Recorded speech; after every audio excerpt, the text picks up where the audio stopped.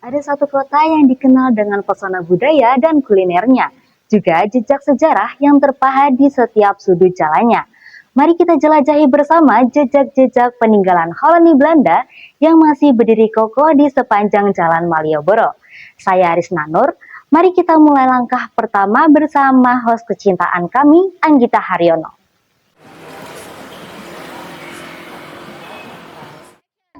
Halo, selamat pagi Rika Riko, kembali bersama aku Anggita Haryono dalam program Riwayat Kota. Nah, Rika Riko, di episode Riwayat Kota kali ini aku bakal ajak kalian belajar sekaligus jalan-jalan di kawasan Malioboro. Kira-kira di mana aja ya? Yuk ikutin aku terus.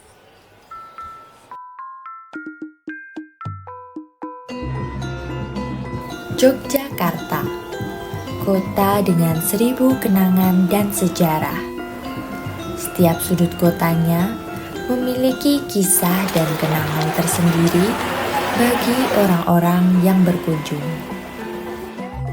Salah satu tempat yang tidak bisa dilewatkan ketika berkunjung ke Yogyakarta adalah Malioboro.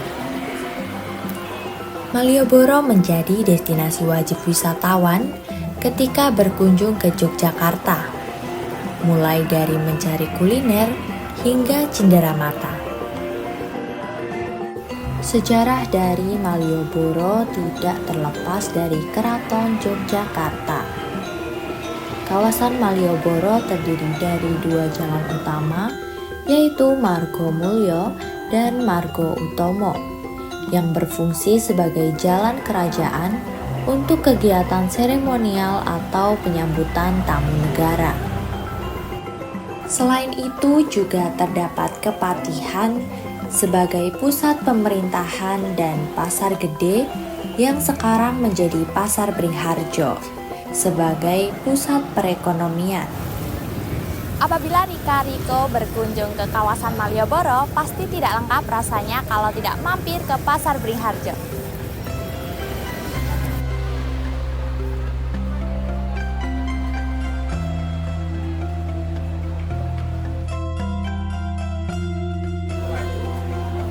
Pasar yang terletak di area Malioboro ini menjadi pasar tertua yang memiliki nilai historis dan filosofis di Yogyakarta.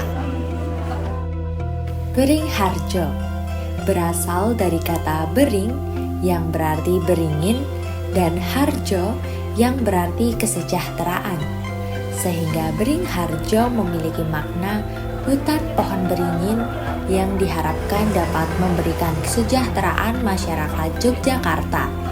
Karena dahulunya Pasar Beringharjo merupakan hutan beringin. Pasar Beringharjo mulai dibangun sejak masa Sri Sultan Hamengkubuwono I yang dahulunya masih berupa lapak-lapak sederhana. Ciri khas bangunan Pasar Beringharjo dapat kita lihat dari interior bangunannya yang merupakan perpaduan antara arsitektur kolonial dan tradisional Jawa. Bangunan Pasar Beringharjo terdiri dari 2 bangunan terpisah, yaitu bangunan barat dan timur. Saya Areni Fasah. Di sini saya selaku koordinator pasar di Beringharjo. Kalau pasar Beringharjo itu terutama pasar Beringharjo yang lebih dari tradisional yang lama itu berdiri itu 1758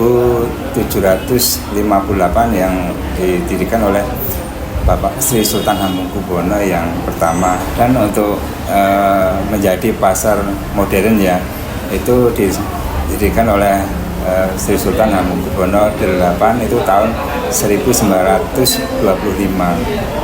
Kalau Pasar Beringharjo sendiri terdiri dari 3 bangunan ya. Jadi untuk dibedakan dari bangunan Beringharjo Barat, Beringharjo Tengah, dan Beringharjo Timur. Untuk Beringharjo Barat jenis dagangnya adalah konveksi ya, konveksi atau batik lebih ke oleh-oleh. Ini oleh-oleh untuk batik di Jogja. Untuk bangunan khususnya Beringharjo Barat ini termasuk bangunan kolonial yang menjadi cagar budaya gitu.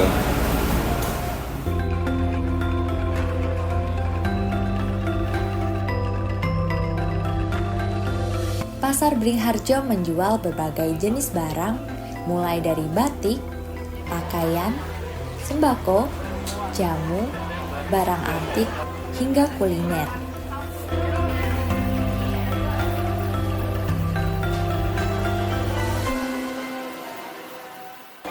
Nah Rika-Riko, setelah kita jalan-jalan dan juga belajar, nggak terasa nih, udah waktunya untuk makan siang. Mumpung kita lagi di Pasar Beringharjo, kita lanjut buat cari makan siang aja, yuk!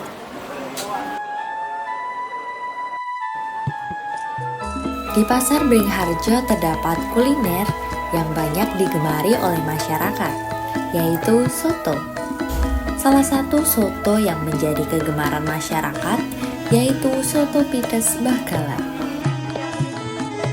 Lokasi dari soto Pites Mbah Gala ini berada di Pasar Beringharjo sebelah timur. Letaknya memang sedikit tersembunyi, namun penggemar dari soto Pites ini sangatlah banyak.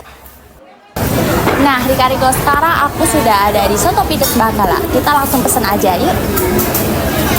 Siang Ibu. Selamat siang Mbak. Mau pesen sotonya satu. Boleh, mau cabai berapa? Mau 2 aja. Cabai 2? Iya, Boleh. sama es kolang Es kaling kolang ya. kaling. Boleh, silahkan Makasih, ditunggu. ya. Soto Pites Mbah Gala ini sudah berdiri sejak tahun 1948 dan sudah diteruskan oleh generasi ketiga, yaitu Ibu Eni. Saya dengan Ibu Eni, saya selaku owner dari Soto Pites Mbah Galak. Untuk Soto Pites Mbah Galak ini mulai beroperasi itu tahun 1948. Tapi untuk memudahkan ingatan kita tulis tahun 1950. Ini Mbak, sebelum di Pasar Beringharjo, Mbah Galak pertama itu menjajakan sotonya tuh dipikul. Setelah masuk di tahun 60-an baru dapat tempat di Pasar Beringharjo di depan, karena waktu itu pasar masih kecil, belum ada pemekaran ke sini. Setelah diperluas dari tahun 1950 kita dapat tempat di sini sampai sekarang ya. Keunikan dari soto Pites itu kami tidak menyediakan sambal seperti soto yang lainnya, jadi kita memakai cabai pites sesuai request para pelanggan, nggak mau pakai cabai atau mau pakai cabai 1, 2, 3 dan seterusnya.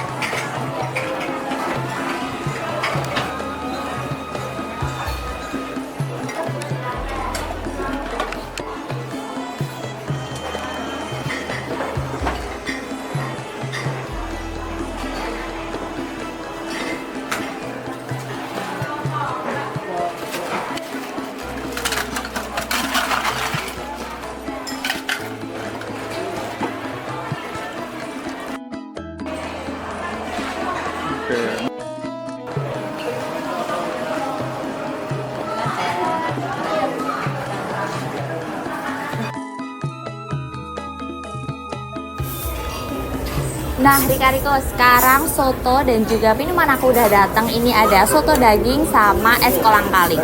Tapi sebelum itu aku mau icip kuah sotonya dulu ya. Bismillahirrahmanirrahim.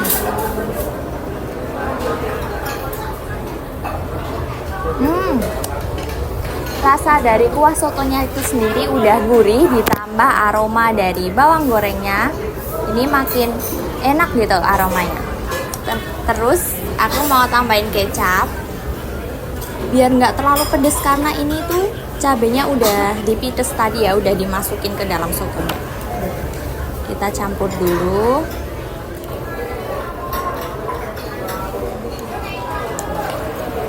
Nah, Rika-Riko, karena soto pites ini tuh agak sedikit pedas, aku mau minum dulu ya. Ini ada es kolang-kaling, kita aduk dulu. Terus aku mau icip deh.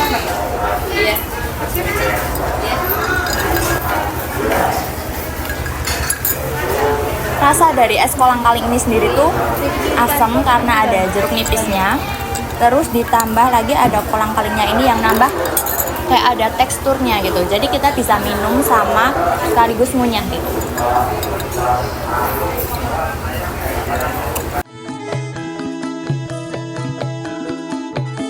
Rika-Riko jangan lupa makan ya.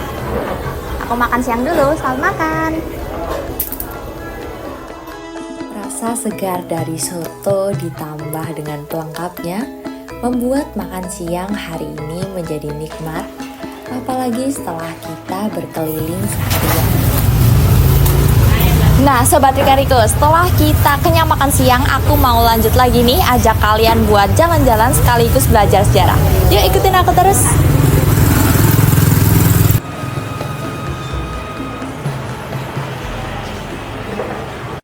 Sobat Rika-Riko, setelah kita dari Pasar Beringharjo, destinasi selanjutnya adalah Benteng Vredenburg. Lokasinya nggak jauh dari Pasar Beringharjo, kita tinggal jalan kaki sebentar lalu bisa masuk lewat loket yang berada di sisi kiri pintu utama.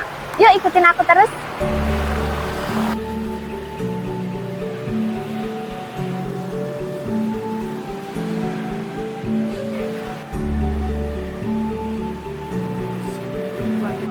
Harga tiket masuk ke Benteng Vredenburg ketika hari kerja mulai dari 10.000 untuk anak-anak dan 15.000 untuk dewasa. Lalu untuk akhir pekan atau hari Jumat hingga Minggu, 15.000 untuk anak-anak dan 20.000 untuk dewasa. Benteng Vredenburg adalah bangunan peninggalan era kolonial. Benteng Vredenburg menjadi saksi bisu peristiwa bersejarah yang terjadi di Yogyakarta. Sejak berdiri hingga sekarang, Benteng Vredenburg mengalami beberapa kali pengelolaan sebelum beralih fungsi menjadi museum.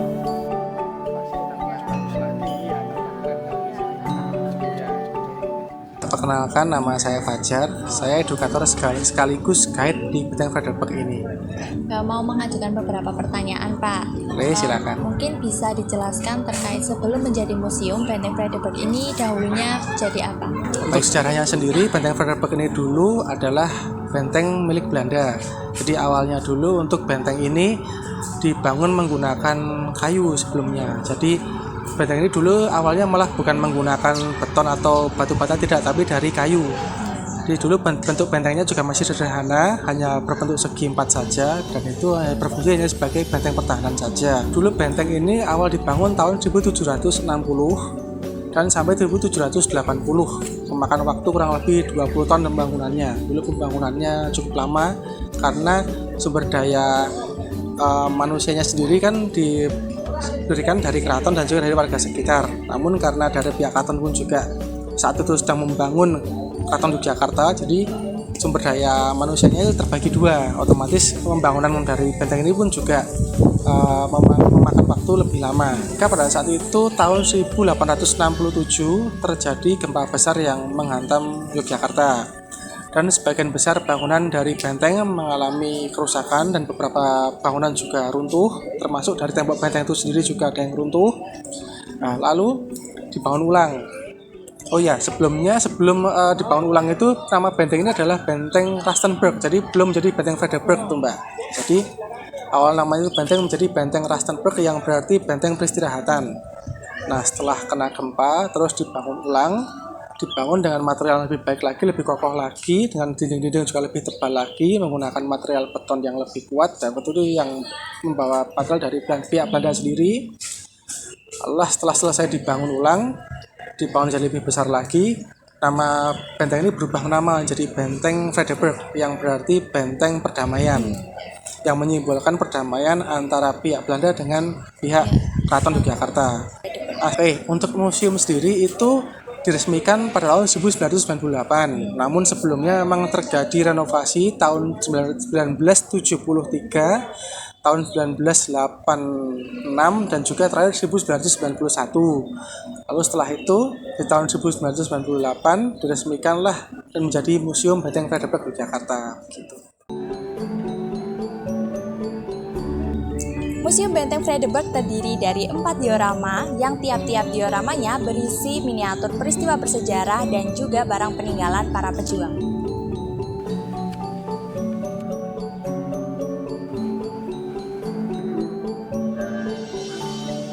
Selain itu, Museum Benteng Fredericksburg juga mengalami perbaikan, mulai dari area masuk hingga di dalam museum. Untuk Benteng Fredericksburg sendiri betul ada renovasi di tahun 2021 kemarin, yaitu pembaruan beberapa dinding dan juga pengecatan total untuk seluruh benteng. Makanya kalau Mbak lihat bentengnya kok kayak semacam apa tuh barusan dicat gitu ya, baru ya. Nah itu memang betul belum lama memang dicat tahun 2021 kemarin. Fasilitas terbaru yaitu ada di diorama 1 yaitu berupa magic wall, yaitu fasilitas yang mana ketika temboknya disentuh akan muncul hologram yaitu terkait Pangeran Diponegoro dan juga beberapa benda-benda pusakanya beliau. Terus di diorama 2 ada semacam kayak apa tuh komik grafis komik, nanti ketika ada hologram yang ditembakkan ke dinding nanti akan muncul sebuah cerita seperti komik, jadi seperti kotak-kotak komik itu. Jadi di diorama 3 ada yang semacam hologram relief. Nanti hologram itu nanti dipandu semacam ikon kami yaitu ikon Pak Pandu. Nanti ikon Pak Pandu akan mengantarkan ke masing-masing relief dan menceritakan terkait relief tersebut, terkait hal-hal yang terjadi kejadian sejarah pada saat itu. Oh ya, satu lagi ada Mbak, fasilitas terbaru kami yaitu touchscreen. Nanti di setiap antar diorama nanti ada beberapa touchscreen yang menunjukkan informasi-informasi yang lebih detail terkait dari diorama itu.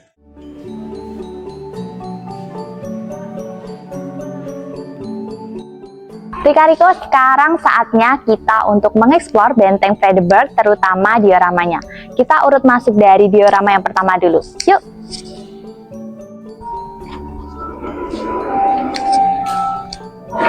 Nah, Rika-Riko, sekarang kita sudah berada di dalam diorama 1. Di belakangku ini ada salah satu spot interaktif yang kita bisa mainkan. Kita bisa langsung menyentuh temboknya seperti ini. Tada!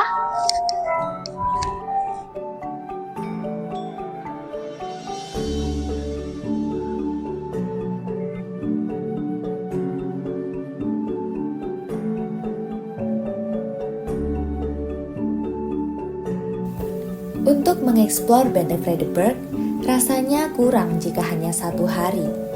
Karena ada banyak sekali kisah peristiwa di masa lalu yang dapat kita pelajari.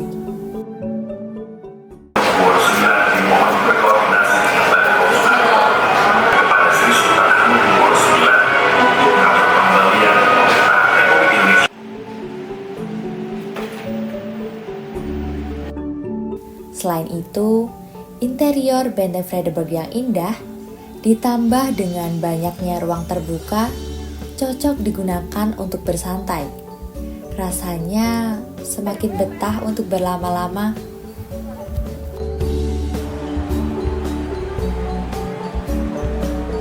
Nah, Rika-Riko, nggak terasa nih, aku udah nemenin kalian buat jalan-jalan dan juga belajar. Itu tandanya aku harus pamit undur diri di episode Riwayat Kota kali ini. Tetap nantikan episode Riwayat Kota lainnya bersama aku Anggita Haryono dan kru yang bertugas pamit undur diri. Sampai jumpa!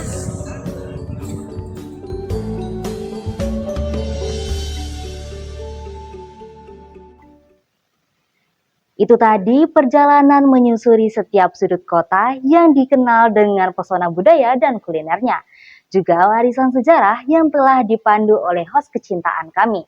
Sekarang saatnya saya, Rizna Nur, mengucapkan selamat tinggal dan sampai jumpa di program Riwayat Kota selanjutnya.